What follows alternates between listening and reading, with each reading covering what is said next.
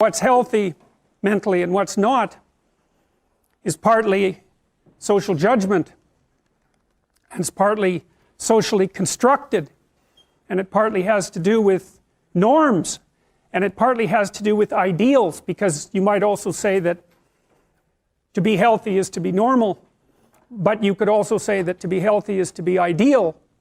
And then of course you run into the problem of having to conceptualize an ideal, and it isn't self-evident that science is capable of conceptualizing an ideal, because ideals tend to fall into the domain of moral judgments, say, or philosophical judgments, rather than scientific judgments per se. So what I would say to you is that it would be worthwhile to approach this course as if you were an engineer of the human spirit, an engineer of your own spirit to begin with, but also an engineer of the spirits of other people, because as you interact with other people, you inevitably tell them what you want and what you don't want.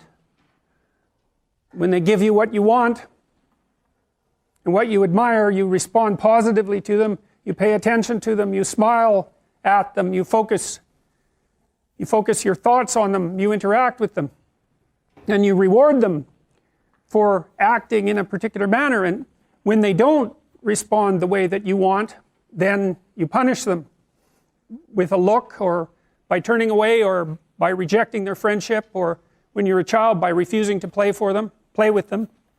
And so we're engaged in the co-creation of personalities, our own and others, and that also brings up the same question: what is it that we are all collectively trying to be and trying to create?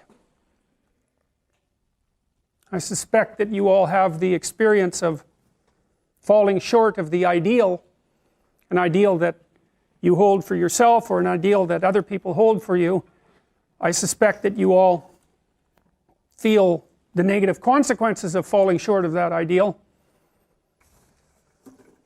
We have personalities, that's who you are now, but our personalities are also capable of transformation, of change. I mean, obviously, we think about that as learning.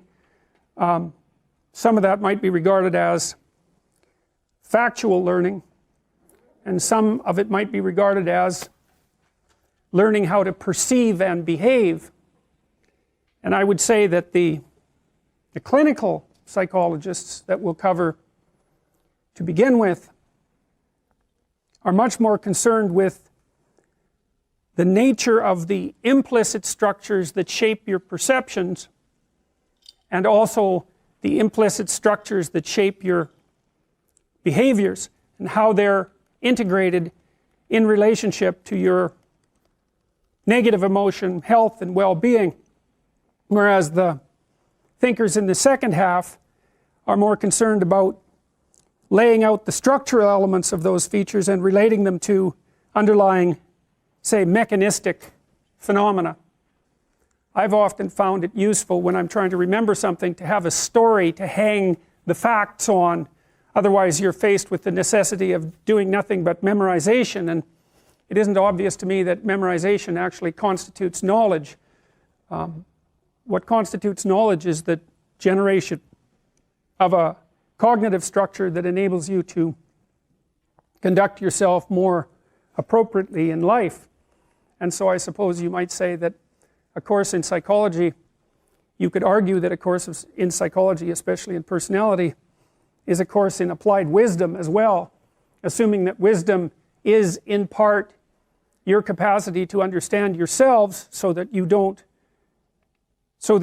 present too much of an intolerable mystery to yourself, and also to understand others so that you can predict their behavior, understand their motivations, negotiate with them, listen to them, and formulate joint games with them so that you can integrate yourself reasonably well with another person and with a family, and in society. Personality psychologists gathered together adjectives within the English language first that were used to describe human beings, as many adjectives as they could collect, and then subjected them to a process called factor analysis. And what factor analysis does is enable you statistically to determine, in some sense, how similar adjectives are to one another. So for example, if you gave 1,000 people a list of adjectives to describe themselves with, and one of the adjectives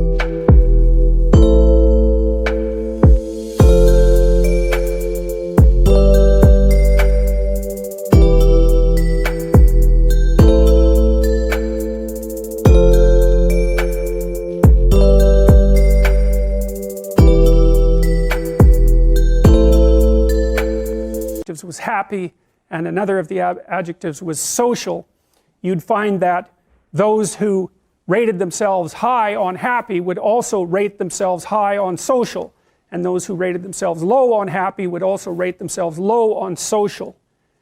And by looking at those patterns of covariation, you can determine what the essential dimensions are of human personality. One of the dimensions is roughly happiness. That's extroversion. Another dimension is neuroticism.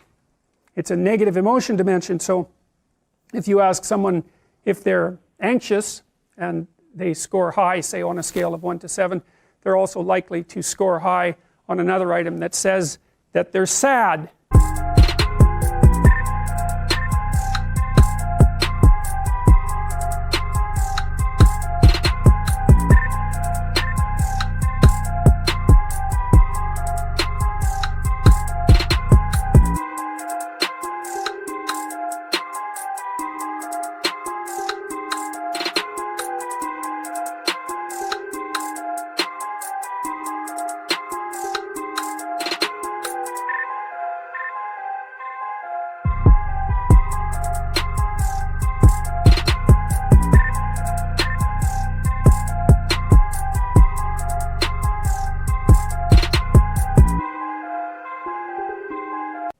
And it turns out that negative emotions clump together, and so that people who experience more of one negative emotion have a propensity to experience more of all of them. There's another dimension called agreeableness, and agreeable people are self-sacrificing, compassionate, and polite. If you're dealing with an agreeable person, they don't like conflict. They care for other people. If you're dealing with an agreeable person, they're likely to put your concerns ahead of theirs. They're non-competitive and cooperative. It's a dimension where women score more highly than men on agreeableness across cultures, including those cultures where the largest steps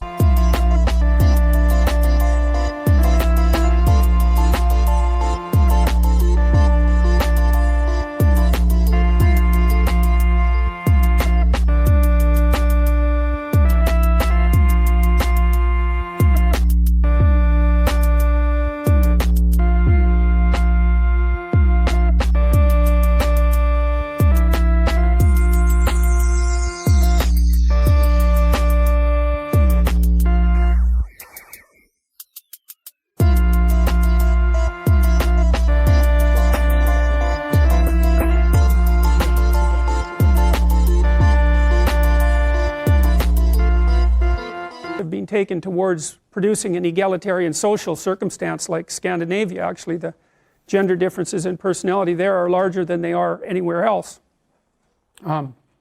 Another trait is conscientiousness. Conscientiousness is an excellent trait if you want to do well in school and in work, especially if you're a manager and administrator. I can't say we understand a lot about conscientiousness, although it reliably emerges from factor analytic studies of adjective groups across different countries. Conscientious people are diligent, industrious, and orderly. Their orderliness tilts them towards political conservatism, by the way, because it turns out that your inbuilt temperament, your inbuilt personality, which constitutes a set of filters through which you view the world,